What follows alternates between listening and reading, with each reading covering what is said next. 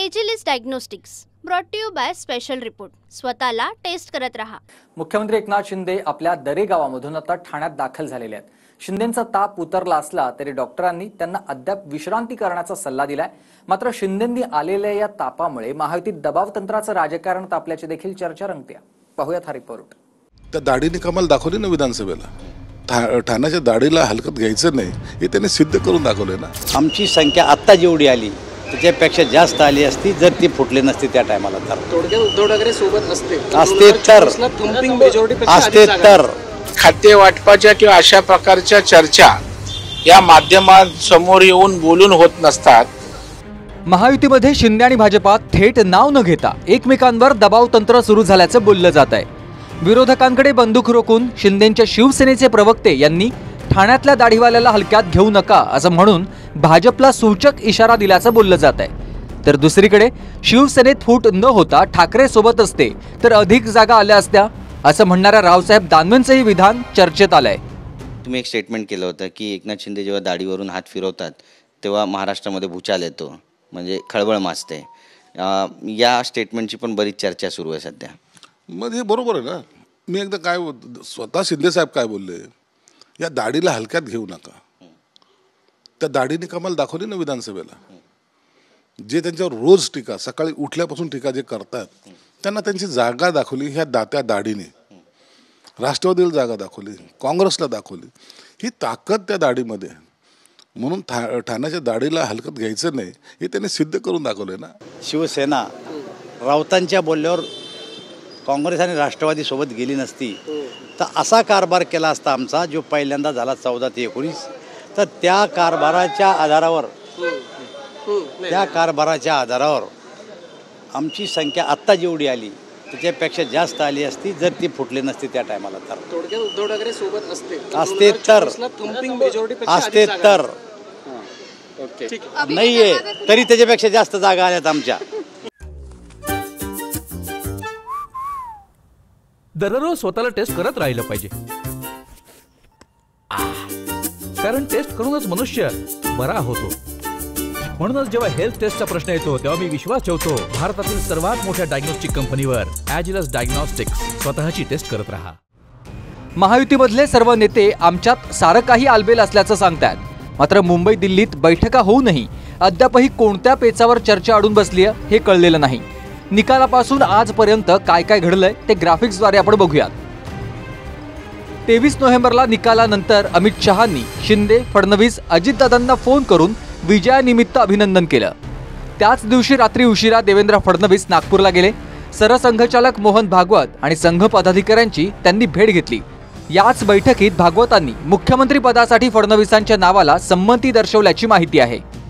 24 नोव्हेंबरला अजितदादा गटाकडून मुख्यमंत्री पदासाठी देवेंद्र फडणवीस यांना पाठिंबा दिला गेला आणि या पाठिंब्यासाठी दादा गटानं कोणतीही अट वा शर्त ठेवली नाही। त्याच दिवशी मुंबईत शिंदेंच्या नेत्यांची बैठक झाली। त्यात सर्वसंमतीनं एकनाथ शिंदेंची गटनेता म्हणून निवड करण्यात आली। 26 नोव्हेंबरला शिंदेंनी कार्यकाळ संपल्यामुळे मुख्यमंत्री पदाचा राजीनामा दिला, तर काळजीवाहू मुख्यमंत्री म्हणून शिंदेंकडे नवं सरकार होईपर्यंत कारभार देण्यात आलाय। 28 नोव्हेंबरला शिंदेंनी रात्री दिल्लीत शहा आणि JP नड्डांसोबत बैठक केली आणि याच बैठकीत शिंदेंनी गृहमंत्री पदाची मागणी केल्याचं सांगितलं जात आहे। 28 नोव्हेंबरलाच या बैठकीआधी तटकरेंच्या घरी अजित पवार आणि फडणवीसांची बैठक झाली। तिथून दोन्ही नेते शहांच्या घरी गेले। तिथं आधीच उपस्थित असलेल्या शिंदेंना घेऊन पुन्हा तिन्ही नेत्यांसोबत बैठक पार पडली। दिल्लीच्या बैठकीनंतर 29 नोव्हेंबरला महाराष्ट्रात महायुतीची बैठक होऊन सारं चित्र स्पष्ट होण्याची आशा होती। मात्र दिल्लीहून परतलेले शिंदे थेट आपल्या साताऱ्यातल्या दरे गावात गेले। त्यांची तब्येत बिघडल्याचं सांगितलं गेलं। शिंदेंनी सर्व नियोजित भेटी रद्द केल्या। इकडे 30 नोव्हेंबरला भाजपचे प्रदेशाध्यक्ष बावनकुळेंनी राज्यपालांच्या आधीच स्वतःच ट्विट करून शपथविधी 5 डिसेंबरला होण्याची जाहीर केली। 1 डिसेंबरला शिंदेंच्या भेटीसाठी शिंदेंचे नेते केसरकर हे दरे गावात पोहोचले। मात्र शिंदेंनी त्यांनाही भेट नाकारली आणि यानंतर पत्रकार परिषद घेत शिंदे दरे गावातून पुन्हा ठाण्यात परतले। ठाण्यात परतल्यानंतर डॉक्टरांकडून शिंदेंची पुन्हा तपासणी झाली। त्यावर त्यांची प्रकृती अद्याप बरी नसल्यानं डॉक्टरांनी शिंदेंना विश्रांती घेण्याचा सल्ला दिल्याची माहिती आहे। तब्येत आता बरी आहे आणि काल आणि काल ट्रीटमेंट घेतली, आजही ट्रीटमेंट घेतली, त्यामुळे आता बरं आहे. 23 तारखेला रिझल्ट लागलेले आहेत आणि मुख्यमंत्री 2 मग काय सत्ता स्थापन करताना काय आहे, गावाला यायचं नाही असं काय नियम आहे? मी नेहमी गावी येतो. आजची टेस्ट लंग्सची म्हणजे फुफ्फुसांची. एखाद्या व्यक्तीकडे किती ताकद आहे हे बाहुंनी नाही, फुफ्फुसांवरून कळेल. तुम्ही पण टेस्ट करा, वाढदिवसांना कामी येईल. त्यामुळे जेव्हा हेल्थ टेस्टच्या बाबतीत माझा भरोसा आहे भारतातील सर्वात मोठ्या डायग्नोस्टिक कंपनीवर, एजलेस डायग्नोस्टिक्स. स्वतःला टेस्ट करत राहा. महायुतीमध्ये बार्गेनिंग पॉवर दाखवण्याऐवजी अजित पवारांनी त्या स्पर्धेतच सहभागी न होण्याचं ठरवलेलं दिसतंय. फडणवीस मुख्यमंत्री व्हावेत यासाठी भाजप नेत्यांच्या तोडीनच अजित पवारांचे नेते आग्रही आहेत. तर दुसरीकडे जर अजितदादांना सोबत घेतलं नसतं तर आम्ही 125 पैकी 100 जागा जिंकलो असतो असं म्हणत अजित पवारांना घेऊन नुकसान झाल्याचं गुलाबराव पाटलांनी म्हटलंय. निश्चितपणाने या ठिकाणी अजितदादा पवारांना ज्यावेळेस घेतलं त्यावेळेस आम्ही विरोध केला नाही. ज्यावेळेस हिंदुत्व म्हणून आपण एकत्र आलो, पण तरी सुद्धा अजितदादांना घेतलं गेलं, आम्ही त्याचा विरोध केला नाही. जर आम्ही त्यावेळेस त्यांना घेतलं नसतं तर शिवसेनेलाही 125 जागापर्यंत मिळाल्या असत्या आणि आम्ही 100 जागांवर राहिलो असतो. पण शेवटी जे केंद्राकरता फायद्याचं आहे ते जर भाजप करत असेल तर आम्ही भाजपला मदत केली. गुलाबराव पाटलाचा हा गोड गैरसमज आहे. अजितदादा जर नसते तर त्यांचे काय हाल झाले असते हे उत्तर महाराष्ट्राला चांगल्या पद्धतीने माहित आहे. गुलाबरावांनी गुलाबरावांसारखं राहावं, जुलाबराव होऊ नये ही माझी त्यांना विनंती. दरम्यान इतक्या बहुमताला आठवडा होऊनही सरकार स्थापन का झालं नाही? शपथविधीची तारीख स्वतः जाहीर करणारे बावनकुळे राज्यपाल आहेत का? म्हणून विरोधकांनी भाजपवर निशाणा साधलाय. महाराष्ट्रातील संपूर्ण जनता, देशामधील जनता महायुती सरकारचा शपथग्रहण समारोह केव्हा होतो याची वाट बघत होते. तो आनंदाचा दिवस आला आहे.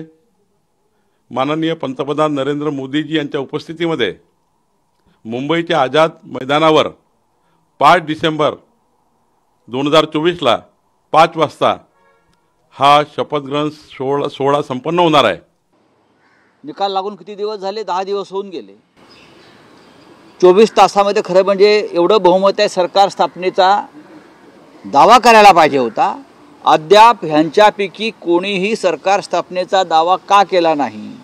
भारतीय जनता पक्षाचा विधिमंडळ पक्षाचा नेता कोण या संदर्भात निर्णय झाला नाही. इतका मोठा पक्ष, इतके मोठे नेते, राज्यपालांना कोणी भेटलेलं नाही जाऊन सरकार स्थापनेसाठी. आणि राज्यपाल चालू देतात काळजीवाहू सरकार घटनाबाह्य. आणि त्या पक्षाचे प्रांताध्यक्ष बावनकुळे सांगतात 5 तारखेला शपथ घेऊ. हे का राज्यपाल आहेत का? हे म्हणतात 5 तारखेला शपथ घेऊ. यांना राज्यपालाचे अधिकार दिलेले आहेत का? आम्ही 5 तारखेला शपथ घेऊ. राज्यपालांनी सांगितलंय का? राज्यपालांना तुम्ही सांगितलंय का? राज्यपालांनी कळवलंय का?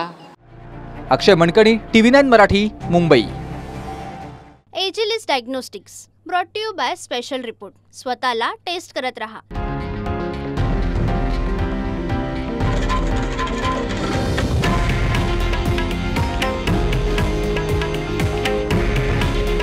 हे आहे देशातील नंबर 1 न्यूज नेटवर्क आणि आपण पाहत आहात TV9 मराठी. काळजी तुमची, हित महाराष्ट्राचं.